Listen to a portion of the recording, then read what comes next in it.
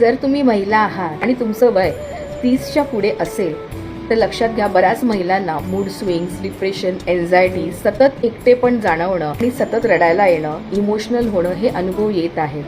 आपण याला म्हणतो हॉर्मोनल इम्बॅलन्स किंवा एक मेनोपॉजचा पिरियड येतो तेव्हा हे सगळं एक महिला सहन करत असते आणि कुठेतरी घरच्यांचा सपोर्टचा अभाव असल्यामुळे एकटीच महिला हे सगळं काही सहन करत असते. फिजिकल आणि मेंटल हेल्थवर याचा परिणाम होताना दिसत आहे. जर तुम्ही हे सगळं सहन करत असाल तर नक्कीच यातून तुम्ही बाहेर पडू शकता तुमचं माइंड रिप्रोग्रामिंग करून. तर तुम्ही सुद्धा या त्रासातून मुक्त होण्यासाठी तयार आहात तर एक फ्री मॅनिफेस्टेशन क्लास मी घेत आहे, ज्यामध्ये तुम्हाला या सगळ्या टेक्निक्स आणि माइंड रिप्रोग्रामिंग कसं करू शकता हे सगळं काही मी सांगणार आहे. मला हे free manifestation master class attend करायचं असेल तर मला रेडी असा मेसेज कमेंटमध्ये करा. धन्यवाद.